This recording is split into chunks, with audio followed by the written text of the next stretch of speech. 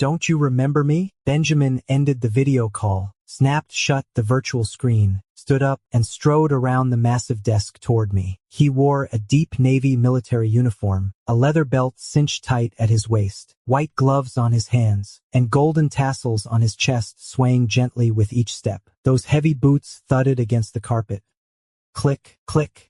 And I swear my heart was matching the rhythm, my throat tightening as I swallowed hard. Damn it, Benjamin, the new head of biooperations in New Zion City, was none other than R7, the one I'd left behind years ago. 20 minutes earlier, I'd handed in my weapons like usual after shift change at the precinct, just stepping out the door when two synthetic officers blocked me. They said the commander wanted to see me, and that's how I ended up here, all the way in. I'd been second-guessing. Respected commander. Nice way of saying guard captain, less nice way being just a beat cop and janitor rolled into one. A low-end outsider with zero clout at the station. What could he possibly want from me? Now I finally get it. Only thing this kind of meeting's about, getting grilled. R7? I forced a smile. Well, if it isn't you. Long time no see. You've really made it to commander now. The color in R7's right eye had changed. When I first met him, it was blue, two shades blending together on his already stunning face. Kind of eerie, really. Still, even then, he hadn't carried this kind of weight. Part of me wanted to run, but right now, that wasn't happening. Right? He said, voice calm. You still remember me. Benjamin had reached me by then, towering over me, even though I'm already about 5'8". He had to tilt his head down just a little to look at me. I figured you'd be too busy to remember me. His dark eyes locked onto mine, a quiet edge in his voice. You must have forgotten about someone named R7 long ago. Come on, no way. I managed a stiff laugh. Couldn't think of anything else to do. Ha ha ha.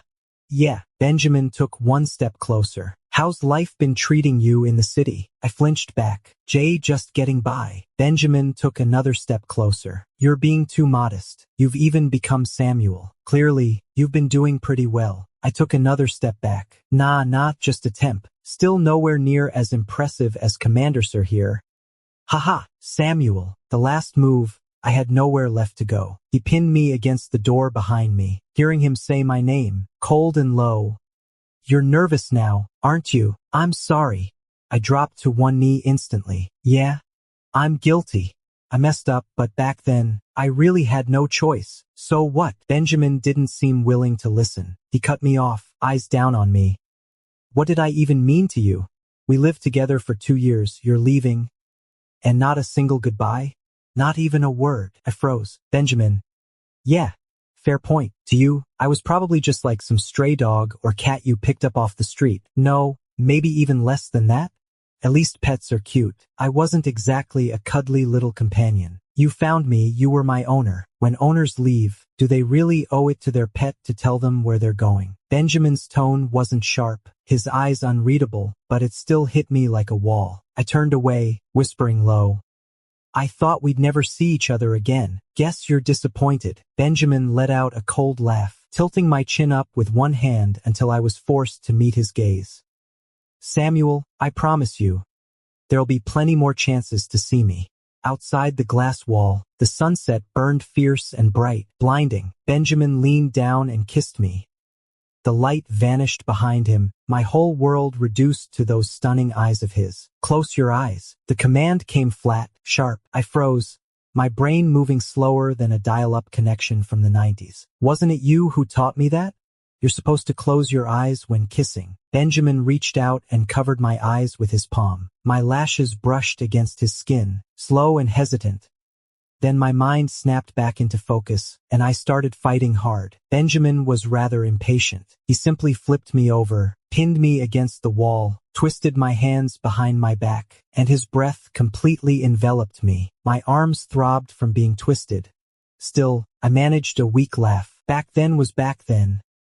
Things are different now. Nothing's changed. There's no difference. With that, Benjamin turned my face around, gently kneaded my earlobe with one hand, and forcefully pried open my teeth with his tongue. Fine, I gave in. Who am I kidding?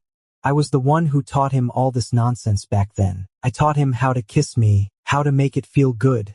After all this time apart, he hasn't forgotten a thing. The sunset spilled across half his body, his face half lost in the golden haze. Godlike, untouchable, sacred in every way.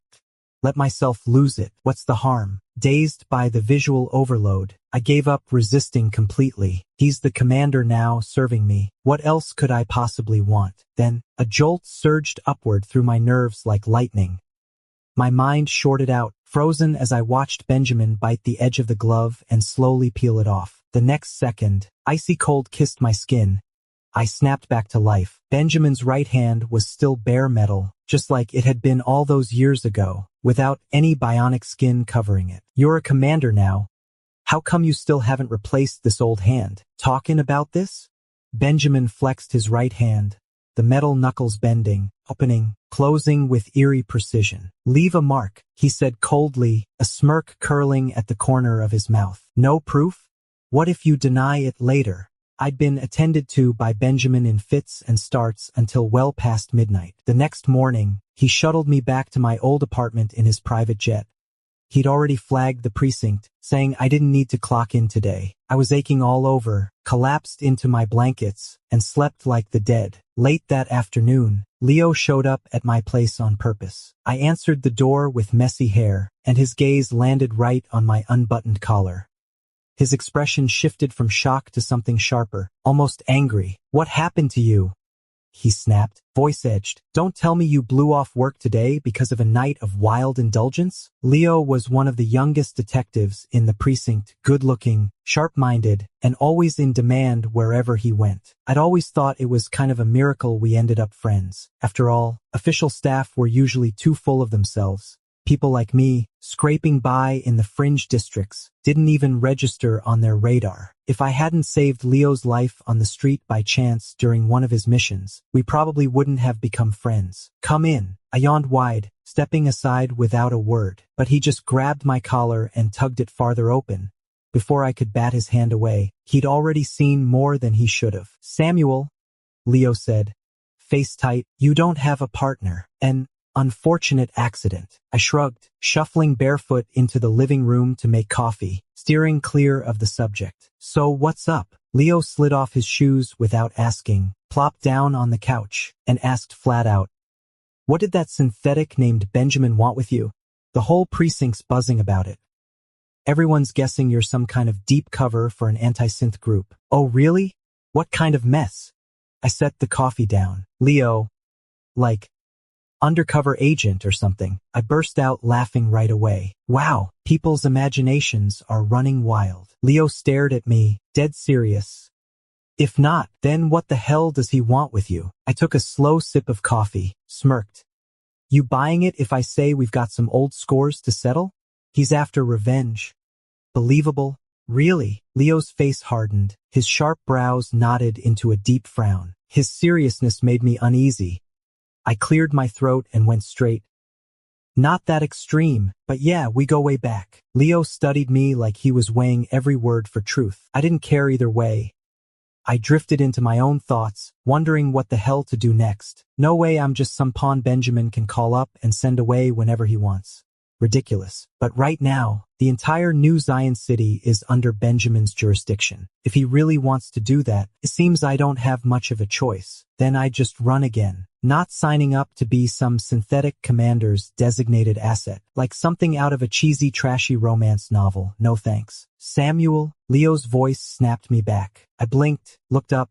He asked, you want to get out of here? Ha! The city's under synthetic rule now. Loads of people are struggling. Most are trying to head south. I've got contacts. We'd be settled in no time. If you're down, we could leave together. The rift between humans and synthetics runs deep, but open war started 6 years ago. After 6 years of bloodshed and chaos, both sides finally hammered out a fragile peace. That's why the synthetic forces are even allowed in New Zion, once an absolute no-go zone for any AI or machine. Now it's shared rule. Humans hold the south, synthetics run the north, with New Zion at the heart of it all. The southern part is under human jurisdiction, while the northern part is taken over by androids. Among them, New Zion City is a city of great significance throughout the northern region. Sure, peace agreements are one thing, But plenty of people still aren't ready to share their homes with synthetics. Underground resistance groups keep popping up all over the place, secretly fighting against AI and synthetic life. On day 1 of taking over New Shaun, Supreme Commander Benjamin announced the city was officially unlocked and rolled out a slate of new policies. He said anyone, human or synthetic, was welcome to come settle here, build a future, and write a new chapter in history. Truth is, most folks don't care who's running the show. They just want stability and enough to get by. So some people traveled halfway across the continent for this chance. Others, hardcore human supremacy fanatics, couldn't stand the idea of being ruled by synths and tried every way they could to get out. Me? I'm on the other side. Call me pragmatic, call me spineless, doesn't matter. I never waste time thinking about humanity's fate. All I care about is right now, just making sure my short few decades are lived well. If Benjamin weren't R7, I'd have said no to Leo without a second thought. Life in New Shaun's pretty good. Unless something huge comes crashing down, I'm not going anywhere, not gonna bother, not even trying. But the thing is, Benjamin is R7. He's got this look, like he hasn't forgiven me for bailing on him all those years ago. With him around, my days aren't gonna be quiet. Fine, I finally said, after circling my thoughts 100 times, turning to Leo. Tell me more about how we're leaving, and what's waiting for us on the other side. You mean it? Leo sounded stunned. He grabbed my hand. You'd really come with me? I pulled my hand back, awkwardly. If we can live in peace over there, I said. Then why not? The exit date was set for 1 week from now. When Leo heard about my history with Benjamin, he worried the gates might not let us through easily. So he'd snuck in 2 fake identity chips from the black market. 2 chips, each recording the details of a married couple's identity. During the exit, I played the part of a woman while Leo posed as her husband, blending into the crowd heading out of the city. Leo kept holding my hand. I thought it was unnecessary, but too tired to argue with him over something so small in front of everyone, so I just went along with the act. Commander's here, someone shouted it out. The crowd surged instantly. Then, a line of flying vehicles descended slowly through the hazy light between night and dawn, landing at the city gate. Black military boots hit the ground. Benjamin stepped off the craft, still in his deep indigo uniform, his jet-black eyes scanning the long queue. Within seconds, they locked onto me. Leo bolted, no hesitation. Gripping my hand so tight it hurt, he pushed through the chaos, dragging me blindly toward the city's edge. I had no idea what we were running from. Even if Benjamin refused to let me leave, he was still a detective with internal security. He couldn't possibly go too far overboard on this. Leo, wait. Listen to me. Before he could finish, Leo pulled a gun from his coat and fired several shots behind us. I froze. That was the kind of weapon used to take down synthetics. How on earth did they still have access to something like that in New Zion? Night fell all at once, and the wind outside the city bit colder than anything inside. I had no idea what was going on and was forced to flee with Leo. Someone kept chasing us. Nothing seemed to stop. In the sprint, my wig flew loose every few steps, slipping into my eyes more than once. Suddenly, Leo was hit. A bullet struck his knee and he crashed forward. I fell with him, and only then did the rushing crowd finally come to a halt. The synthetic soldier who caught up grabbed my arm, twisted it hard, and pressed his knee into my back, pinning me down on the ground. Samuel, I heard Benjamin's voice. You, who'd rather live than die. Now you're throwing your life away for him. He crouched in front of me, grabbed my jaw hard, forced my head up, his eyes icy as he stared down at me. Leo yelled from beside us. I'm a detective. You can't just take me. What right do you have? Now you remember what you are. Ha! Benjamin let out a cold laugh, straightened up. Take Leo away. Special session tonight. Samuel, he glanced back at me. I'll handle him. Benjamin. A female officer-type android called out urgently, you can't let him go. This guy's likely in cahoots with the resistance. Intelligence checked him. Benjamin turned to her, flat-faced. Other than some personal ties to this Leo, he's got nothing to do with the resistance, right? But, no buts, I said. I'll handle him. Benjamin took me from the soldier. As they passed by Leo, Benjamin put his arm around me and stared straight ahead. And Leo was furious, eyes wild, like he wanted to lunge. Whatever you've got against me, go ahead. He's innocent. He doesn't know anything. A dull thud. Under Benjamin's order, the soldier slammed the butt of his rifle into Leo's temple. His head dropped instantly. Out cold, voice gone in an instant. Benjamin looked at me. Half smile on his lips, but eyes like black voids. Samuel, he really does care about you. After bringing me home, Benjamin didn't waste any time. His fury came fast and hard. I don't know. I swear, I really don't. I stammered, caught off guard by the look in his eyes, my voice cracking with panic. I had no idea he was part of the resistance. I swear on everything. Benjamin didn't even bother listening. He just coldly said, "Enjoy playing someone else's wife?" Then he yanked off the wig I'd worn to disguise myself, pulling hard. I fought back hard, swinging a fist that clipped his cheek. Then suddenly, he exploded in fury. "Samuel, why'd you leave? I just found you days ago. Why did you run again? Was that Leo really worth it?" The room fell silent for a heartbeat. Our chests pressed together, heaving fast. His heart was his engine, but still beating, still alive. And the way he was breathing now, racing, his skin warm, eyes flickering red, it left me dizzy. "Don't you know that?" I didn't want to be bewitched by such an appearance and deliberately avoided looking at Benjamin. I'm just such a selfish person. I only make choices that are best for myself. Benjamin's voice came back calm. Too calm. "You're scared of dying, so why wouldn't you stay safe here? Why'd you run with Leo?" "It wasn't running. We just traveled out together." I didn't know who he really was. I repeated, "Even if that's true, so why?" "Because I don't want to live here." "Why not?" "New Zion's in chaos. Life down south, clearly, it'd be safer." "Samuel." Benjamin's eyes narrowed, voice flat but certain. "You're lying." I said nothing. Benjamin pressed his thumb hard into my jaw, fingers pinching like a vice, his gaze sharpening dangerously. "You want to get away from me, don't you?" I said, "It's not about who's leaving whom. I just have the right to go." Benjamin didn't blink. "This is the second time you've walked off without a word. So can I say goodbye now?" "Commander, sir. Please allow me to leave." "No." Knew that'd be the answer. A dry laugh curled at my lips. "R7, does your system have something like a master binding protocol?" For a second, Benjamin's expression flickered. "What do you mean by that?" "I mean, if it does, we might be able to break it." I held his stare dead on. "R7, you're not some machine still needing a master. You've never been mine. You've got your freedom just like I do. You don't have to treat me like one anymore. We can part ways." The bonding protocol in synthetics is kind of like imprinting in baby birds. Some models auto-run it on startup. Lock onto the first face they see when waking up, bond irrevocably to that person as their master. I don't know if R7's like that, but a long time ago, maybe 10 years back, I did reboot R7 once. I still remember the night we met. Rain pouring down, streets slick and dark. I just limped out of the arena, battered and bleeding, heading home.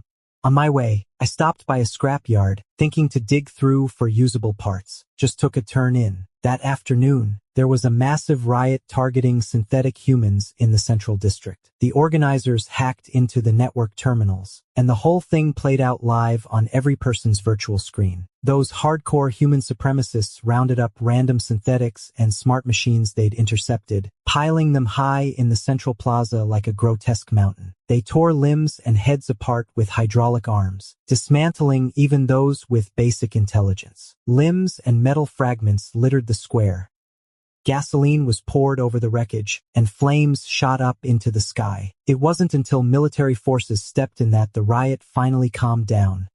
After hours of burning, the fire was finally extinguished. Huge excavators shoveled the destroyed units into trucks, flinging broken limbs and heads still wide-eyed with fear into the air like rain, scattering them into the cargo beds. These body parts were headed straight for the scrapyard. The scrapyard was a graveyard for synthetics, where you could still sometimes find something useful. I know, sounds kind of brutal, like digging through graves or something, but there's no choice. Parts from synthetics are insane in price on the black market.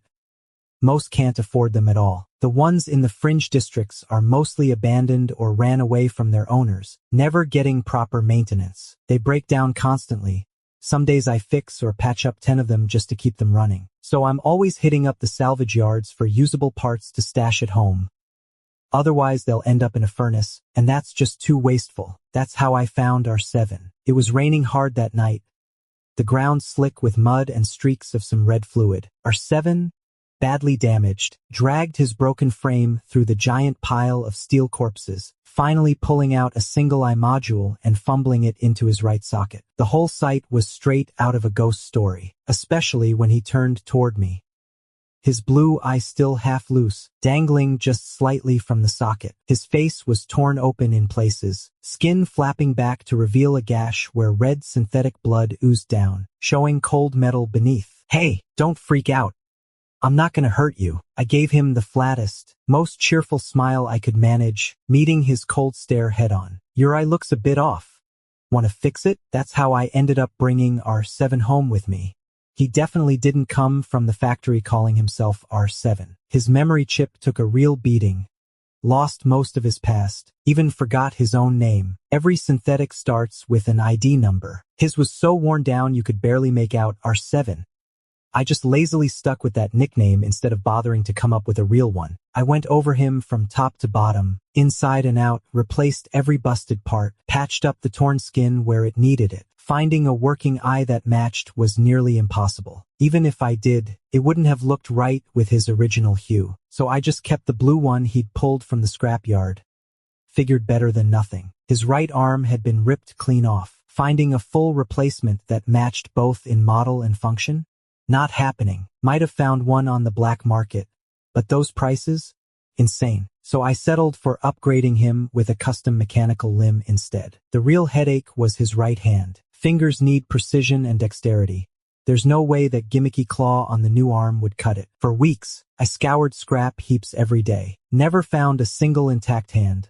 One was smashed beyond repair, another totally fried. Eventually, I built his right hand myself, scrounged parts from all over the place. It's rough around the edges, sure, but it works, and that's way better than having nothing at all. Getting R7 fully back in shape took me weeks. He'd been wrecked bad, swapped out dozens of parts across his body. So once he was patched up, I had to force a reboot. "Samuel, am I all fixed now?" After the restart, R7 slowly blinked awake. Long, thick lashes lifted, those striking, eerie twin eyes locked onto my face for just a second, and in that moment, it was like watching someone rise from the dead. I said, "Yeah, you're all better now," and he seriously asked me, "Thank you, Samuel. How can I ever repay you?" I joked half seriously, "I basically saved your life.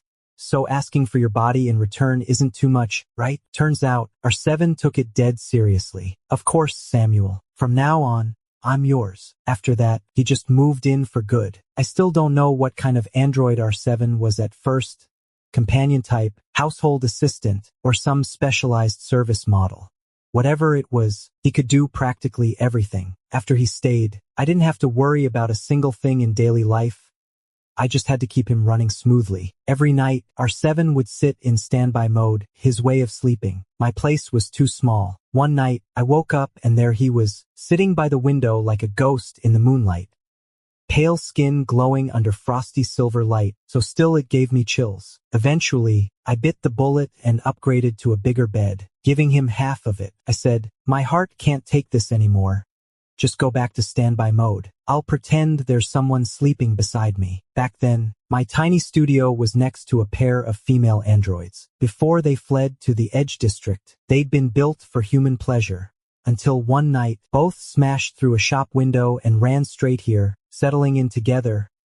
Becoming something like lovers? I'm not even sure if that's the right word. From what little I know, androids aren't supposed to have relationships. They gain self-awareness, but seem stuck when it comes to emotions or bonds. I reckon Charlotte and Emily might be using human words they picked up to describe what they have with each other. Either way, my two android neighbors just ended up living together like that.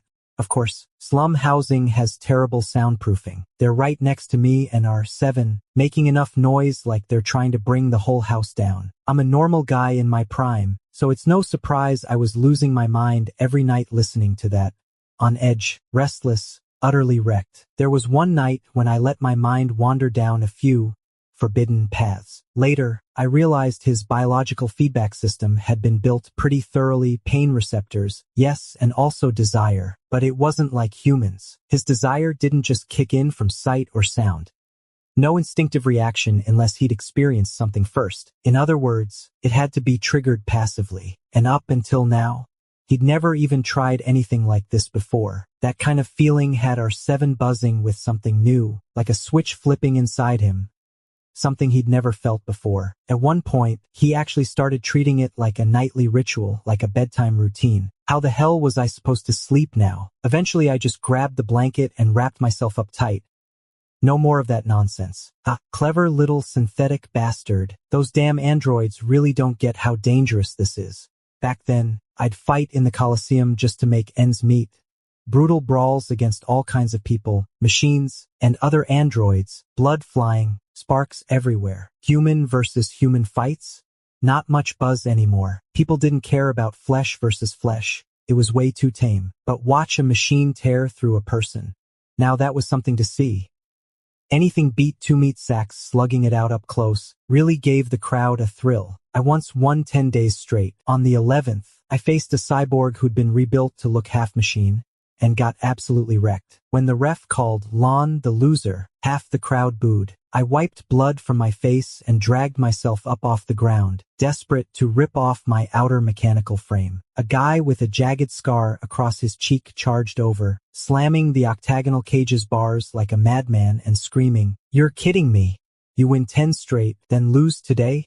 Did you rig it just to screw me? I bet all this cash on you. What the hell, man? What the hell? Fair enough. I'd never promised anyone I'd win. No one's ever forced a bet on me, so I didn't owe them anything. Still, I gave him a real smile. Sorry, dude, everyone has an off day. Horses stumble, people slip. Not my best game. Next time, I'll make it right for you. But he wasn't buying it. The second I stepped out of the arena, a burlap sack dropped over my head. Smooth as hell. And I was hauled off without a word. That's how things go in the outer districts. Bounty hunters and street thugs are everywhere. Like they're free for the picking. One little spat can easily turn deadly. I figured if that Scarface guy had been a bit more bitter, or a lot meaner, IDV ended up dead inside that sack by morning. And for some damn reason, like a glitch in my brain, I actually started thinking about R7. Right when I was facing death. R7's still waiting for me. R7 waits every single day. What if she doesn't wait anymore? Turns out I'd underestimated that Scarface way too much. After a lurching, stomach-churning ride, they dumped me from the sack and tossed me onto the ground. The guy with the scar crouched in front of me, all fury gone. Now he was grinning, running his fingers along my cheek. A guy this good-looking? Can't let that go to waste. Turns out he ran one of those underground brothels. He doesn't want me dead, just wants me to earn money for him. Dazed and half out of my mind, I was forced to swallow a packet of medicine, hearing him say, "If anyone's into men, get in here quick. Let's break in our new guy proper." Then a bunch of guys around me laughed like wolves and charged forward. I was weak from the drugs, still tied up with ropes.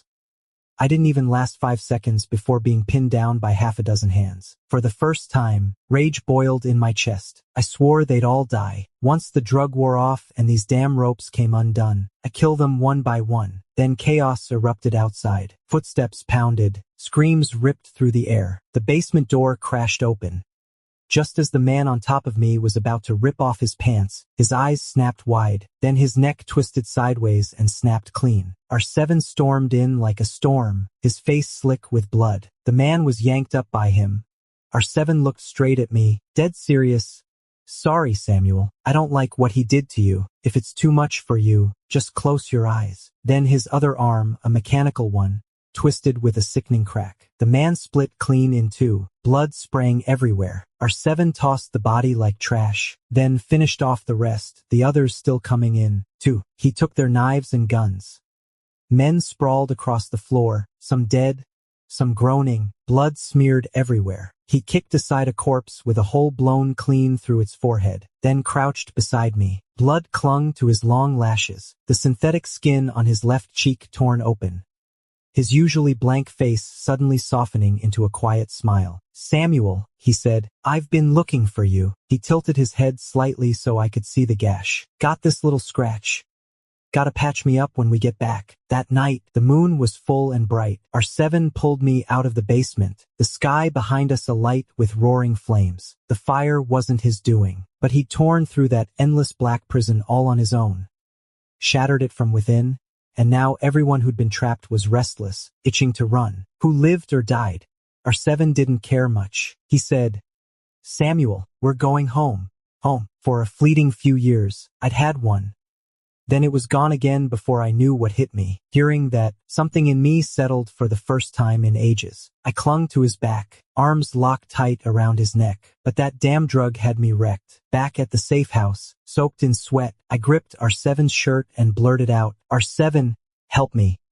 Please, our seven, help me." Just as dawn was breaking, I started running a fever. My mind grew heavier with every passing second, and before I knew it, I'd lost track of time altogether. All I remembered was someone staying by the bed, watching over me. A hand brushed my forehead gently. "Emma." My mind was dragged back to some distant scene, and I mumbled, "Emma, I feel awful." When I came to, I was lying against our seven's arm, tucked into his chest. He stayed perfectly still, like a solid, dependable pillow I'd been clinging to. My fever had broken, but my body still ached all over, so I just burrowed my face into his neck and closed my eyes again. "Samuel, who's Emma?"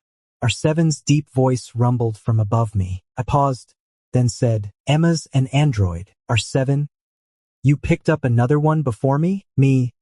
Actually, she found me. She kind of raised me." "Got it." Our seven's tone brightened instantly. "So where'd she go?" I bit my lip, silent for a long beat before answering. "She self-destructed."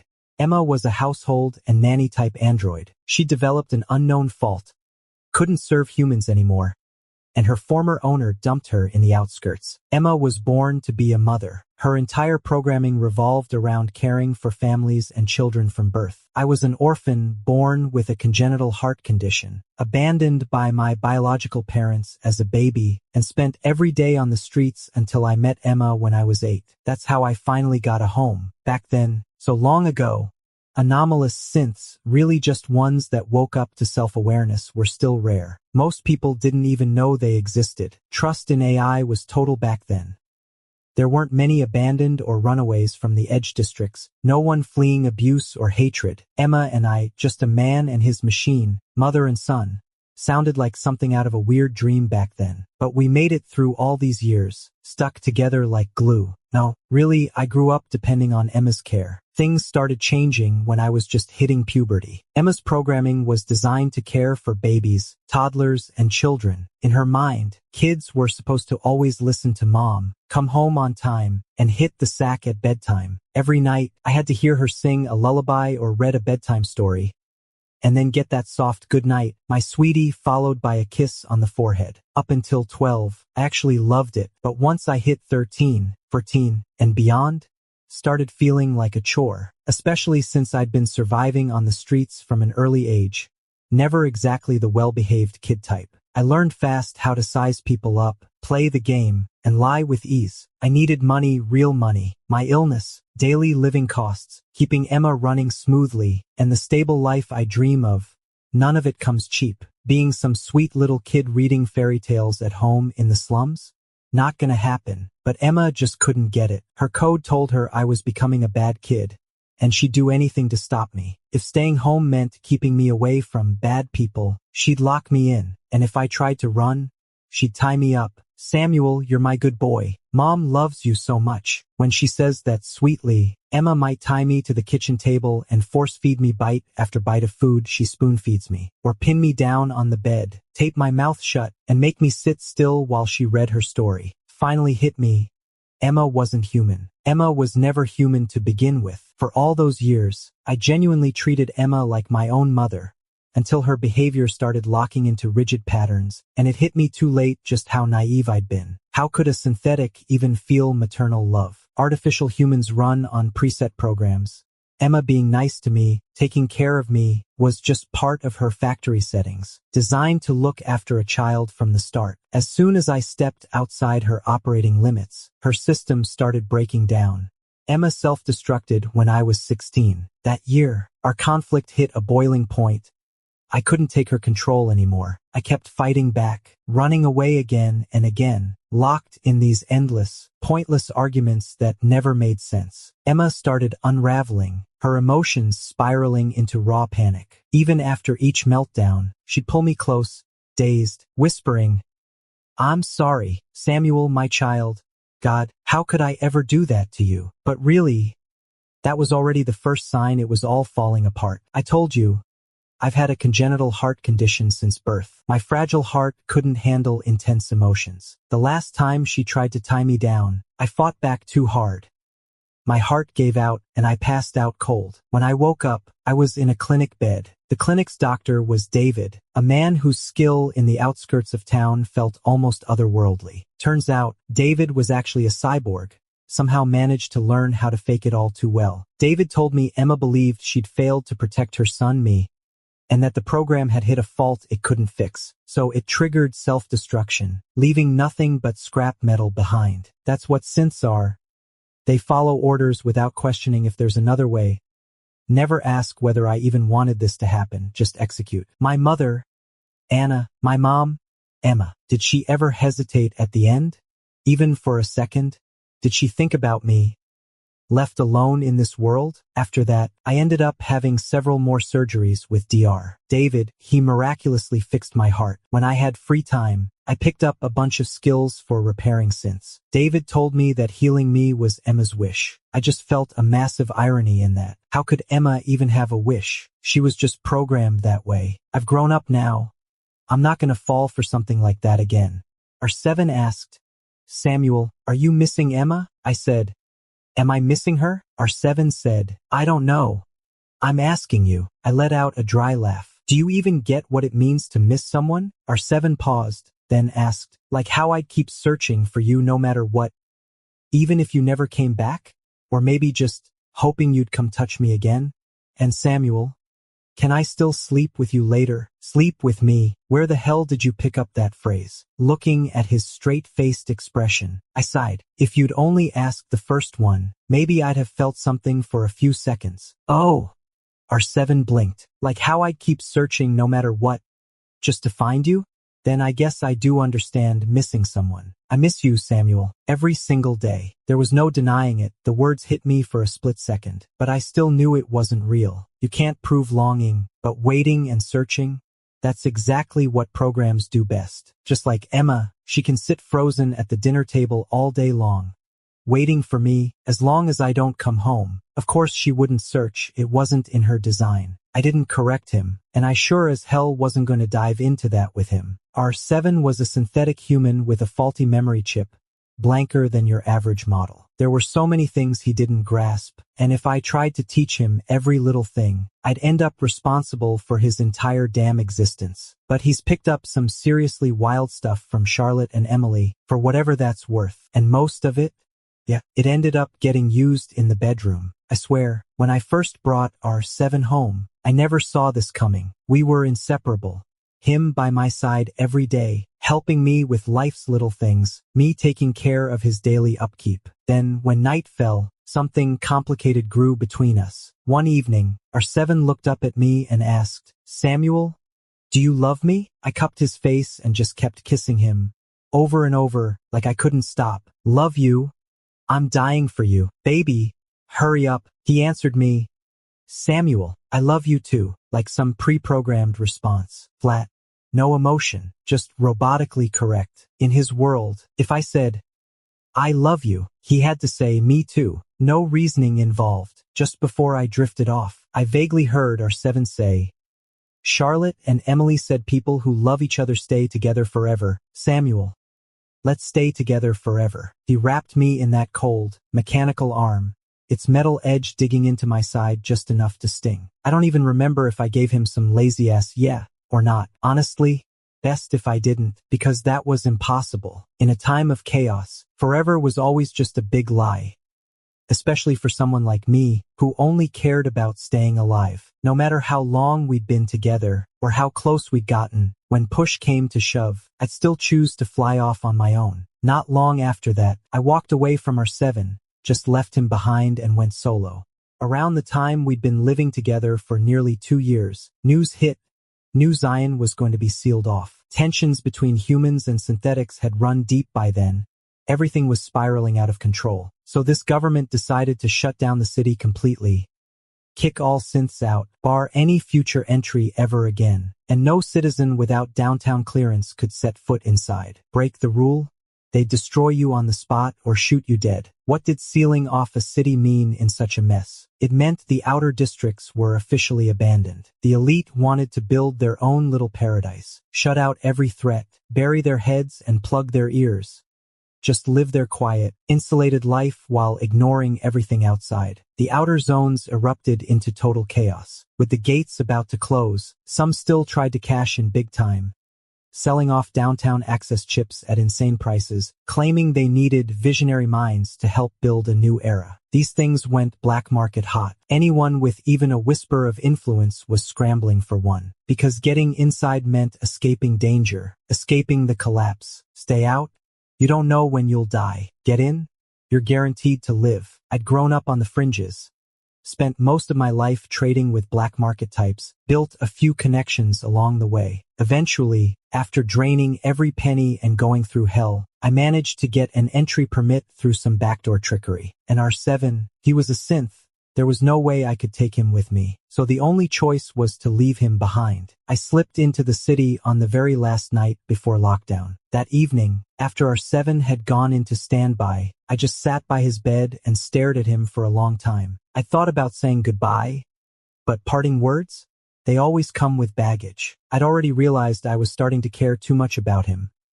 Saying goodbye would only cost me more than I could afford. So in the end, I just left without a word, without a look back, pretending nothing had happened. Things changed fast after that. Humans and synthetics went to war, split into factions. Before 10 years passed, New Zion had fallen, and I found myself face to face with R7 again. In all those years, I kept having nightmares about R7 being captured by anti-AI rebels and torn apart piece by piece. But New Zion's walls had once been as tall as cliffs.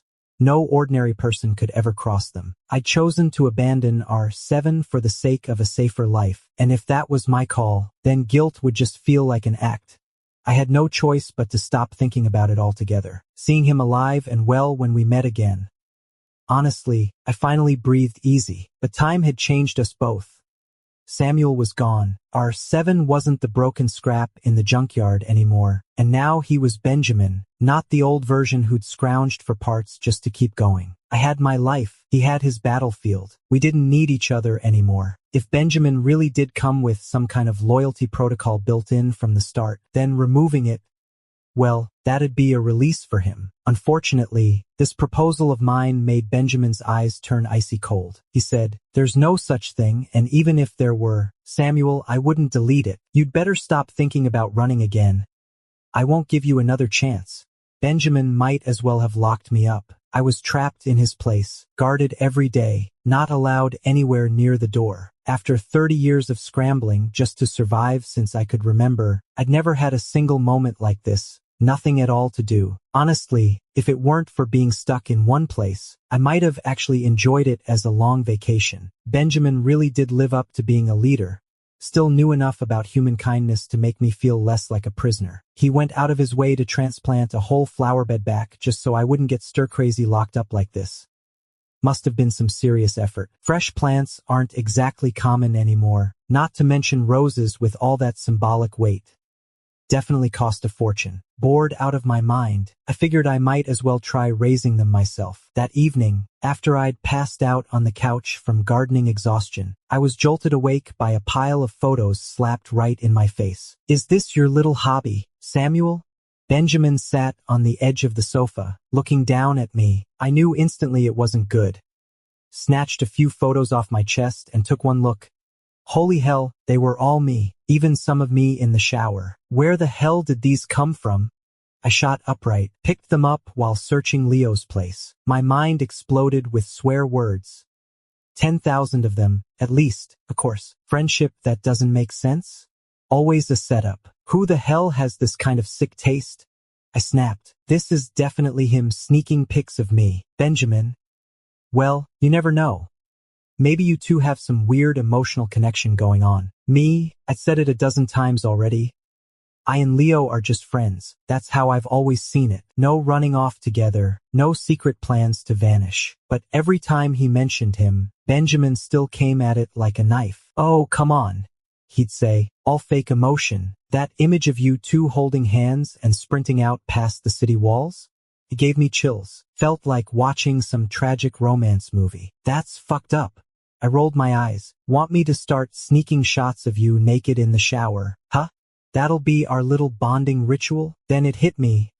I just handed him exactly what he wanted. This was exactly what Benjamin wanted. I don't have to take a shower, but I wouldn't mind you snapping pics of me naked. Benjamin bent down, scooped me up off the couch, and tossed me into the bathroom. After grabbing the shower head, he turned the water all the way up and blasted it straight at my face. I choked on the rush of water, half drowned before I could even catch my breath. What the hell are you doing? Fuming, I lunged at Benjamin to grab the showerhead. As we wrestled for it, both of us got soaked through. Without warning, he kissed me hard. I was annoyed, stiff as a board, not really into it. Our mouths clashed like we were fighting. Benjamin stared at me, exasperated. Do you have to go through this whole drama every time? Seriously, what's the point? Or are you just into playing hard to get? R7, you've been nothing but trouble these past years. My voice was shaking, couldn't even sound angry. Then Benjamin stopped cold. Staring blankly, he asked, do you know how many search team members have watched you shower? In the sudden snap of pleasure, I barely managed to regain a few brain cells, finally realizing what kind of twisted game he was playing. Humph! I muttered, caught somewhere between pissed and stunned. So you really are jealous? Before Benjamin could react, I laughed again. But it wasn't me who let them look. Even if you're jealous, you've got to figure out who to be mad at. I'm the victim here. Benjamin shot back. So what should I do? Rip out Leo's eyes? And everyone else who's seen those pics? You better be joking. Yeah, joking. Even though he said that, Benjamin's tone had nothing to do with joking. But Leo's eyes are really something to consider getting rid of. What do you think? I think I'd be better off keeping my mouth shut. The commander's way of thinking is seriously hard to follow. Robert, the female officer who told Benjamin not to let me go during Leo's arrest, has been pushing hard for an interrogation, while Benjamin has equally insisted on refusing. I asked Benjamin, aren't you worried that I'm actually a deep cover mole? Benjamin said, I know you're not. I pressed on. But what if I was? Would you protect me? Benjamin looked at me. No, but I'll only let you die by my hands. I'm starting to think the program implanted in Benjamin about love was coded by a damn obsessive. Yeah? Love. The good news?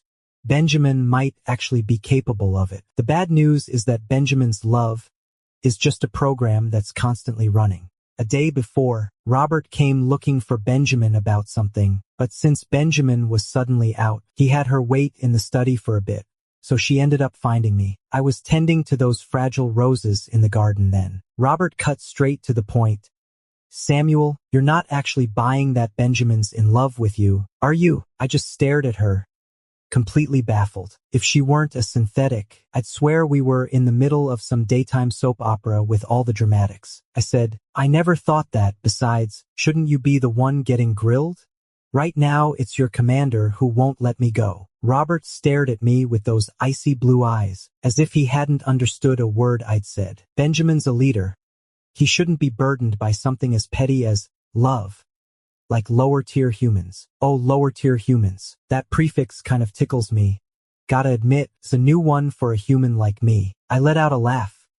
Yeah, totally shouldn't have it. Honestly, I don't think he's anywhere near that low. Robert's eyes flashed with a spark of irritation at my dismissive tone. But he clearly treats you differently. You know, when our organization first found him, he nearly got blown to bits by the weapons mounted on the city walls. He sneaked into the city just to find you. What? I froze. That old, sealed-off New Zion was like a fortress. How's that any different from suicide? And during that maintenance, a lot of his parts were replaced. But that old, worn-out right hand, he insisted on keeping it no matter what and had it repaired over and over again. It's just so stupid, Robert cut in, cold and sharp. Of course, Samuel. I'm not saying this to rub it in, but so you can finally see just how damn reckless your carelessness really is. Don't get cocky about it. And for God's sake, don't even think about trying to start something with him. Benjamin showing love? That's just a glitch in the program. The barrage of info left me stunned. Couldn't think straight. All that was left was instinct. Wait. What? What kind of program? Robert finally cracked a smile. It was the only time she'd ever smiled at me. Cold, triumphant, like someone who'd just won a battle. She said, "You wouldn't believe it, but Benjamin's not just any android. He was custom built by Albert himself, back when he was still the chairman. Albert had a first love who died on the battlefield decades ago. He carried that regret for years until, after stepping down from power, growing old, and falling sick, he suddenly couldn't stop thinking about her. Wanted to spend his final days with someone just like her.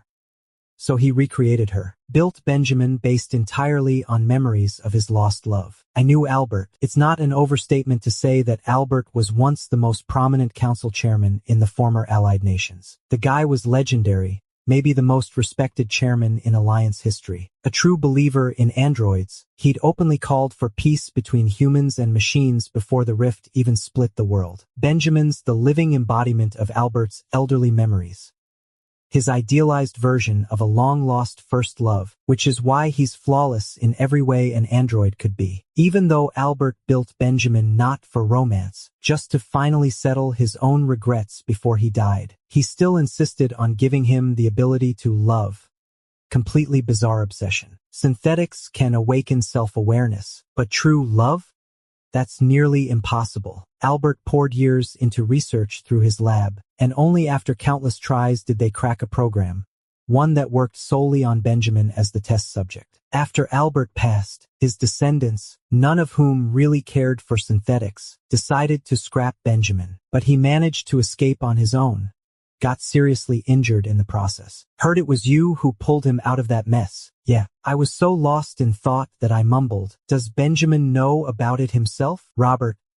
Of course, once our techs fixed his memory chip, he did some digging on his own. And what did he say? "Not much," Robert said, his expression hardening again. "Honestly, if it weren't for you showing up out of nowhere, I wouldn't have thought twice about it. He was broken and alone. Then found you. You stuck together through the worst. Classic human love story, right?" His code just lit up from that. Lit up? Haha, I let out a dry laugh. But so what? It's all fake anyway. Turns out it wasn't some master program after all. Benjamin's way ahead. His whole system was built around love. Strange. I don't feel nearly as shaken as I should. Maybe because I've already gone down that weird rabbit hole before. Imagined Benjamin acting loyal, clinging to someone. So intense it looked like devotion. Only the person he was obsessed with?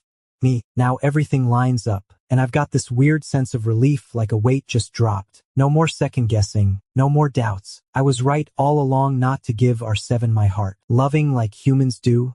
That's really the curse. I love Emma like a mother, and that's why the curse hit me back. Still, every time I think of her, feels like I've been betrayed. So how in hell can I do it all over again? I'm not some saint who'd trade real love for fake. All I had to do was leave New Zion City and be done with it forever. But I failed. Fine then. Maybe if I never admit it, I'll never fall for him. The first month Benjamin locked me up, barely felt a thing. In the second month that Benjamin kept me locked up, I started to feel a bit uncomfortable. The third month, the fourth month, that Benjamin kept me locked up, I snapped. I already said I'm not leaving. Why the hell are you still locking me up? How long? Forever? Benjamin didn't flinch, didn't even react to my yelling. Just sent someone in with a cup of hot tea, like I might want it for my throat. Fuck your damn tea. I swept the cup off the desk.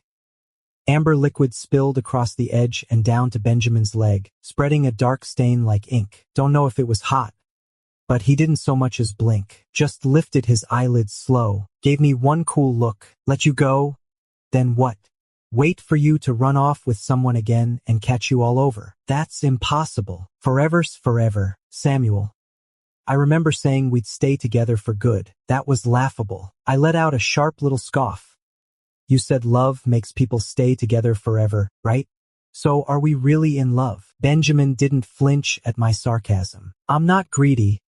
I don't need us to be in love, but you're staying by my side, Samuel. I hated how he said my name. It made me feel like my name was just another command looped over and over. Samuel, Samuel. Every time he said it, some damn program inside him checked off the target again. What a messed up thing.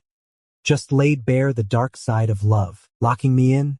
I thought that was already the peak of Benjamin's control issues. Turned out, 2 days later, I stumbled on a few more things from the bedroom. I laid them out, spread them across the bed. When Benjamin came back and saw them, his expression actually froze for a second. What's this? I asked coldly. Benjamin said, handcuffs, chains, restraint straps. You're gonna use these on me? I've considered it. Jesus Christ. I was ready to snap. Angry, flushed with rage. I grabbed him by the collar and slammed him hard against the wall. After the shock subsided, I expected to slam a fist into him, but I didn't. All I could feel was this raw burn behind my eyes, my voice flat and weak. Why are you doing this to me? Are all androids just obsessed with control? Benjamin was acting just like Emma did when she got stuck in her rigid programming, locking me up, tying me down, forcing me to obey. Like some living person had to follow their cold, unfeeling code. I suddenly remembered those endless nights when Emma taped my mouth shut and wrapped me in rope, tight as a mummy. She'd smile so sweetly, speak in such a soft voice, holding a knife, peeling apples endlessly, one after another. The table was piled high with long, unbroken ribbons of peel. She'd finish one, shove it into my mouth, kept crying, refusing to open up, and she'd just pry my jaws wide. Sometimes the apples were stained with her blood. She cut herself so fast, never even flinched. Emma's synthetic blood had a faintly sweet, metallic tang, brighter than real human blood, and she didn't feel a thing. She was broken, repeating the same lines over and over, doing the same things on loop. Samuel, why is he being bad again today? Samuel, Mom's only trying to protect you. There are too many dangerous kids out there.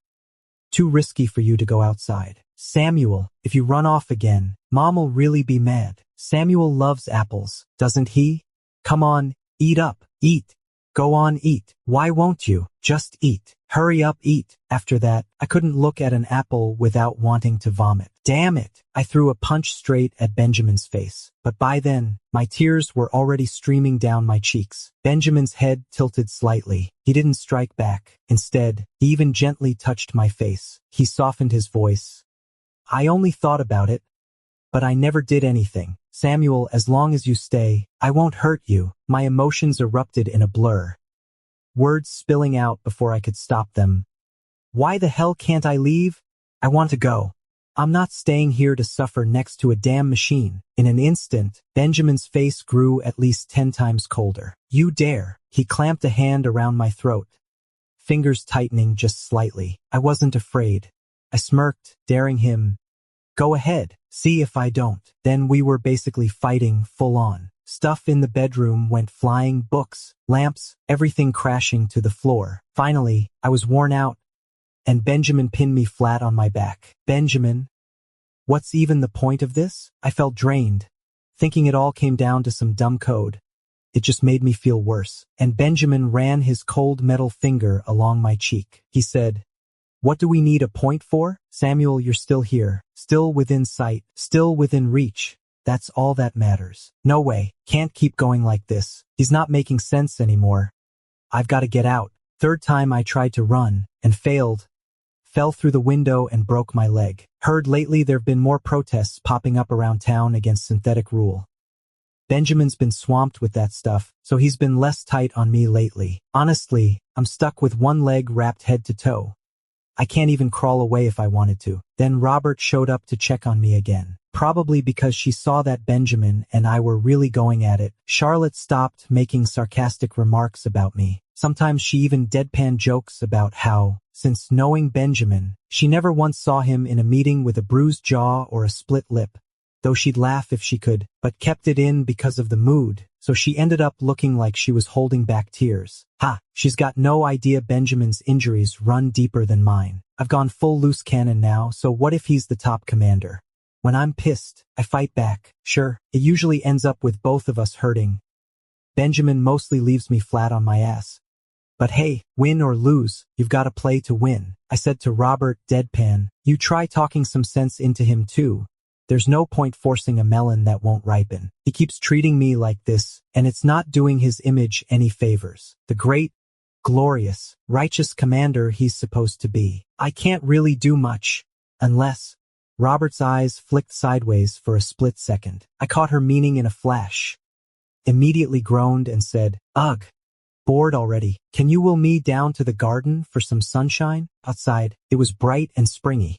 So many patients and their families rolling out wheelchairs just to soak up the sun. I told the man Benjamin sent to ease off a bit, and Robert slowly pushed me through the garden, his expression unreadable as he asked, You really want to leave, Benjamin? I didn't hesitate at all. Of course.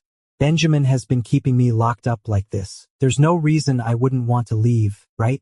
Do you have some way to help? All right, Samuel, Robert suddenly said, his voice dead serious. You know, I've always thought that Benjamin's love subroutine was just a damn liability. If you want me to help you get out of here, then do one thing for me. Okay. A month later, I was discharged. Benjamin came home late again. I'd stayed up on purpose, just lying in bed flipping through a book, killing time. What's so fascinating about that book? Benjamin was used to me falling asleep on my own, so when he saw I was still reading, he pulled the book from my hands and glanced at the cover. I giggled. The book's not important. What matters is waiting for you. Then I crawled forward on my knees across the bed toward him, reaching to undo his uniform buttons. What are you up to now? He said, catching my hand, his voice gone cool. No such thing as a free favor. If it's not one, it's the other. The commander knew that just fine. I pouted. Can't I just wait for you to sleep? Benjamin didn't change expression. Just kept staring at me like he always did. I've just realized, this constant game of opposites is kinda exhausting, and bad for my health. I rotated my wrists, shook off Benjamin's hand. This time he didn't stop me. I lowered my eyes and started unbuttoning a few of his buttons. You know, I'm actually pretty good at reading the room. No point in struggling. I'll never get out of your grip anyway. Might as well make peace with you. Is that so? Benjamin pinched my chin and lifted it, staring straight into my eyes. You're willing to stay by my side obediently like this? I've thought it through. I really have. I held back the urge to look away and met his gaze straight on, dead serious. But, you promise not to watch me too closely? Let me go out once in a while. Anyone stuck in this tiny space all day would lose their mind. Benjamin seemed to pause, as if thinking it over. I jumped right in. Seriously, no way I'm going anywhere. You're not losing anything by making peace. We can live together, get along, build something real. And hey, you'll save energy too, won't you? Especially in bed. Honestly, I had a whole arsenal of lines ready, sweet talk, emotional pull, even some dramatics if needed, but not one got used. Benjamin agreed easier than I'd expected. He said, If you're not lying to me, I'll consider it. I blinked quickly, a smile tugging at my eyes. Well, thanks for that. I leaned in, pressing a soft kiss to the corner of his mouth. Benjamin raised an eyebrow. That's it. I hesitated for half a second, then reached out and brushed my fingers toward the zipper on his jeans. But Benjamin blocked me. He looked me dead in the eye again. Samuel, are you absolutely sure this isn't some trick? I swear on everything. I'm not lying. Benjamin looked at me for a moment, his eyes gradually softening, and then he leaned in and kissed me. It was one of the rare, tender, lingering kisses we'd shared lately. No biting, not rough at all, more like two people deeply in love. I didn't even realize my eyes had filled up until Benjamin gently brushed his thumb over my cheek. It wasn't until Benjamin gently touched my face and asked, almost with a sigh, Why are you suddenly crying? It's just physiological, I mumbled, burying my face in his neck and holding on tight. I said hoarsely, burying my face in his neck and hugging him tightly. Yeah, you wouldn't get it. Some things, even fake ones, still make you want to linger a little before they're gone. there's this famous rooftop restaurant in New Zion City. Right on the edge of town, you can see the whole skyline bathed in sunset. On my birthday, Benjamin and I sat at the best view spot in this restaurant. The setting sun was magnificent yet fleeting. The light shone on Benjamin's overly perfect face, carrying a sense of sentiment that was both intense and somewhat elusive. I remembered that evening when I reunited with Benjamin. There was such a beautiful sunset then. So yeah, everything really does come to an end. Once the sun dips below the horizon, night falls in silence. And when night comes, so does the end of everything. While I was in the hospital, Robert made a deal with me, promised to do one thing for her, and he'd help get me out. Not long after that, she gave me a microchip. Inside the chip was a program deletion command she'd spent a long time writing. She said that as long as I connected this chip to Benjamin's brain-machine interface while he was in hibernation, the command would take effect automatically. That way, the love program he'd had implanted in his early years would be gradually and subtly erased bit by bit over a period of time. In other words, the day that program is gone is the day Benjamin stops loving me. And now, I've done it. Tonight, after we watch the sunset together, Benjamin's heading off to another city for a crucial meeting, and Robert'll use the chance to get me out of New Zion. She'll fake my death. No more chasing. The program-bound Benjamin won't waste time searching anymore. From now on, the world's wide open. Benjamin and I will never cross paths again. The far edge of the sky swallows the last sliver of light. Dinner ends. I walk with Benjamin to the rooftop of this city's tallest building. A flying vehicle glides in from the distance. Night wind swirls around us. I look at Benjamin and let out a small smile into the storm. Goodbye, R7. It's time you went. Goodbye. Before leaving, Benjamin squeezed my hand really, really hard. He warns me, voice tight, Samuel, stay put at home. Don't even think about running. You know it, you could vanish anywhere, but I'd always find you. Honestly, he really knows me too well. Watching his back, I swear I hear a faint hum. Benjamin. Boom. Suddenly, everything went to hell. A drone screamed down at us, dropping a micro bomb. I lunged forward, sprinting barefoot, shoving Benjamin hard sideways just in time. It's the resistance. They're going after Commander. Hurry. Get back up now. Chaos erupted on the rooftop in seconds. The enemy's ammo supply was insane. The open plain of the roof turned into a minefield within moments. Amidst the storm of bullets, massive shells exploded overhead, blending with the city's dazzling neon lights in a surreal mess. I didn't want to die, but a burst of gunfire ripped from behind Benjamin. I didn't even have time to think. In a split second, I turned around and hugged Benjamin. That bullet passed right through the center of my left chest and exited through Benjamin's back. We both got hit by the same shot. Backup arrived. The soldiers set up a defensive line in front of Benjamin and me. I couldn't feel the pain anymore. But when I looked down, blood was gushing out. And through my fingers, I saw it. The faint blue glow pulsing inside the wound. This is the color of a cybernetic core. Benjamin. What's this? I stared, dazed, pressing my hand over the wound. The blue light seeped through my fingers. What the hell is this?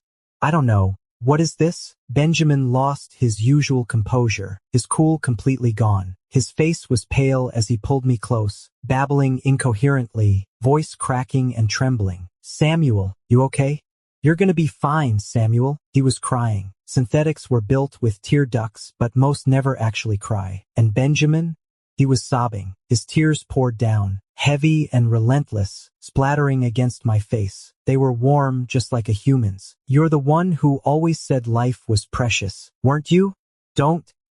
You can't. Samuel, don't. Right, wasn't I the one who cared about staying alive? I was already planning my escape. God damn it, why did I even stay here to take that bullet for him? I wanted to say, hey, Benjamin, this isn't worth crying over. Your feelings for me are just code, not real. No need to waste tears on me. But when I opened my mouth, all I felt was blood bubbling up at the corners of my lips. By the time they loaded me onto the medevac, Benjamin was almost out cold. I was on the edge of unconsciousness when I saw Robert, gripping her uniform's hem with every ounce of strength. The outskirts.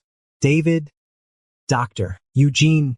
Take me there. I slipped completely out of consciousness. Seriously, no decent body available? This one's barely passable. I stared at the tiny, half-human-sized metallic robot in the mirror, then waved my mechanical arm impatiently. The joints still stutter like they're stuck. Awesome. You're lucky to have a body at all, David said, sipping his coffee lazily. Otherwise you'd be stuck in the virtual realm. Nowhere to go, nowhere to be. No thanks. I felt like lighting up a cigarette, but the body wouldn't allow it. David, doctor. You could always go see your old commander. He's been patched up too, and he's got the kind of cash to get you a new body reconfigured from scratch, right? Like that'd ever happen. My program was wiped. Benjamin and I are still stuck with an endless list of debts to settle, and he's cleaned out the resistance cells across town, won over more public support thanks to some slick decisions. He's riding high right now. What could Samuel possibly need from him? Just another face in the crowd. I triggered the voice system of this frame, letting out a mechanical chuckle. Ha ha ha. Right now, I'm just a pile of metal scraps. My dear commander wouldn't even bother to look down at me. 3 months ago, Robert heard what I said right before I passed out and sent me straight to DR. David, back then, I just knew only he could make sense of the energy core inside me. Turns out I was right. He gave me an answer. Turns out Emma wasn't shutting down due to a system glitch. She did it for me. Back then, DR. David was secretly working on merging humans with androids. And when Emma found out your heart condition couldn't wait any longer, she stepped forward and offered to donate her own power core. Honestly, I wasn't confident it'd work. Swapping a human heart for an artificial core and rewiring your whole body to adapt to that energy system. It's insanely complex, nearly impossible. But you knew yourself, 16 years old, and your heart was already failing badly. Without this fix, you would not have lasted much longer anyway. So we went for it. Dead horse, live horse. Might as well try. I don't get it, I said, confused. But David, Emma's just a synthetic without any self-awareness. She shouldn't be the one making a choice like this. David sighed heavily when he heard it. Samuel, there's so much you still don't understand about synthetics. When Emma decided to give up her energy core, she'd already broken through that wall. She was awakened, got it? She loved you. It wasn't just love. It's because she loved you that she couldn't forgive herself for all the harm she'd caused you. That clash between her feelings and her programming is what triggered her awakening, made her choose to destroy herself and hide everything from you. I paused, then said, but synthetics don't have love. So many of them awakened their consciousness, but none ever developed anything like love. There are, David said firmly, some. Just not widespread yet doesn't mean they don't exist. And as synthetics gain more rights and live fuller lives, emotions and love are bound to spread fast. Samuel, you really need to accept that Emma loves you. Don't be so stubborn. Love isn't just for humans. Really? Love isn't exclusive to humans? Can we really believe in a synthetic's love? If Emma really loves me, then even if that love lasted only for an instant, the moment she chose to destroy herself, and beyond, it would still echo through my life. Emma, my mother. I wish I could just curl up in her arms like when I was little and cry until I couldn't breathe. But there's no Emma anymore. And as a tiny machine, I've lost the ability to cry. After my core was destroyed by that special bullet, my body was almost dead. David Doctor pulled off another miracle, digitizing my consciousness and uploading it into this robot body just before my brain activity flatlined. Another one of his half-baked experiments almost had me dead for real. Lucky for me, I've got good luck on my side. David told me to make do with this little metal bot for now, and said he'd try to find me a proper bionic body down the line if ever the chance comes. So technically speaking, I'm not human anymore, but after everything,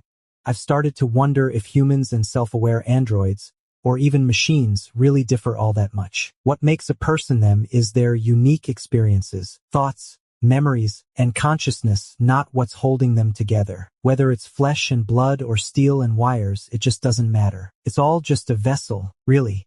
Lately, I've picked up a little habit. I've taken up the odd hobby of pretending to be one of those mindless, robot-style receptionists at DR. David's clinic, just going through the motions, saying the same lines over and over like a broken recording. Welcome. Do you have an appointment? Thanks for coming. Hope to see you again soon. Anyone else saying that would come off as cold, especially in a doctor's office. But when it's a robot, that kind of robotic simplicity just feels Kinda cute. Of course, some patients aren't so chill, they'll kick me hard just for being in their way. In that case, I roll right up to them on my little wheels, wave my mechanical arm around, and start wailing on their legs. What can I say? I'm barely half a human's height these days. David says I'm getting psychologically unbalanced from being a robot, like seriously messed up. Today's weather was perfect. I rolled my little wheels out front to catch some sun. With Benjamin at the helm, the outer districts are way more orderly now. No need to panic about someone busting in broad daylight to steal this cute little robot and scrap it for cash anymore. Who you thinkin' about shows up, just as I was bored out of my mind counting every passerby at the clinic door. Benjamin, Jesus, honestly, it was Benjamin. No way. I stumbled backward in a panic, didn't notice the step behind me, and went flying sideways with a clatter. Benjamin crouched down and helped me up. He still looked as good as ever. Those deep eyes like polished obsidian, long lashes flickering like wings. Holy hell, sent a storm right through my chest. If I even had a heart left. Hey, little robot, no Samuel? Welcome. Do you have an appointment? Nope, thanks. Benjamin straightened up. Benjamin carried me into the clinic, set me down, then headed straight for David's office. 10 minutes later, Benjamin came out of the office and left with a, "I'll be back." Then he was gone. I'm pacing in front of David, frantic. Did he come looking for me? How the hell did he find this place? You didn't rat me out, did you? David, please. Don't betray me. I told you he'd figure it out eventually. Robert couldn't keep something like that quiet from him. David stays calm, shrugging. Anyway, I already told him you left after you healed. Whether he believes it or not, that's on him. Oh crap, he definitely won't believe that. Otherwise, why would he come back at all? If this body weren't such a mess and I didn't have no way to survive on my own. He packed up and bolted the second he walked in. Benjamin showed up almost every day. I greeted him with welcome and sent him off with thanks for coming, playing it smooth, no cracks in the act. On the 7th day, he sat on the steps outside my office, spilling his soul to me. A guidance spot with this eerie little chat. I'm searching for my lover. You know what lover means, right? Welcome. Do you have an appointment? He promised he'd stay by my side forever. But he lied. I should have known. He's a fraud, a repeat offender. This was the 3rd time he just vanished on me. Thanks for coming. Hope to see you again soon. We had some good moments before his birthday, didn't we? And then it was all another trick. What the hell kind of honesty does he even have left? Benjamin actually cursed. I paused just for a second. Welcome. Do you have an appointment? But he took a bullet for me anyway. So yeah, the guy's really messed up, right? If he didn't care at all, why risk his life saving mine? Why not just watch me turn into scrap metal? He left emotion behind, then walked out without looking back. All that's left is me, the most heartbroken synthetic in existence. Thanks for coming. Please come again soon. Damn it, I stammered. A robot? Stuttering like that? Benjamin seemed to let out a quiet laugh. He said, you know, when he left me the first time, how broken I felt. Back then, I didn't even realize what that ache actually was. Charlotte and Emily said that male humans are inherently heartless creatures. They'd encountered so many customers like that before. They weren't at all surprised that Samuel would abandon me without a word. I argued that it wasn't true, but they laughed at me, saying I was such a fool. They said, you keep saying no, but prove it. So I started digging through my memory, from the night we met in the rain, all the way up to when he left. Synth memories are flawless, you know that, right? Every second with him, every detail. I haven't forgotten a single one. Swear on it, those were happy times. I said Samuel cared. He fixed me properly, looked after me like it mattered. If I got damaged, he'd freak out. They looked at me with this pitying kind of stare and said, you're really something, aren't you? Funny how that's exactly why he treated you like a tool. Back when we were still trapped, we got top-notch maintenance too. Tools need care, otherwise they don't work right. You get it? I scoured the whole Edge district for him, but never found a trace. So I stayed home, just waiting motionless, hours stretching into days. By the time my frame started growing spiderwebs, he still hadn't opened the door and said, hey, I'm back. I finally started to believe what Charlotte and Emily said. He was gonna leave me without even saying goodbye, because I was just a tool. Tools can be discarded without a farewell, right? You ever feel longing?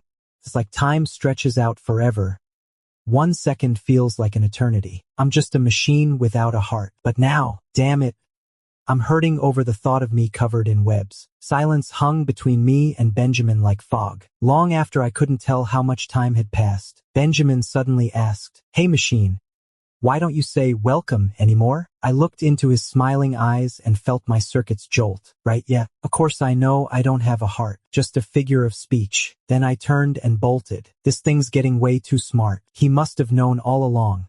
He's been playing soft with me this whole time. I hopped down a few steps, my little wheels spinning like crazy. But how could a tiny metal bot outrun Benjamin's long legs? I was so frantic the wheels were sparking off the floor.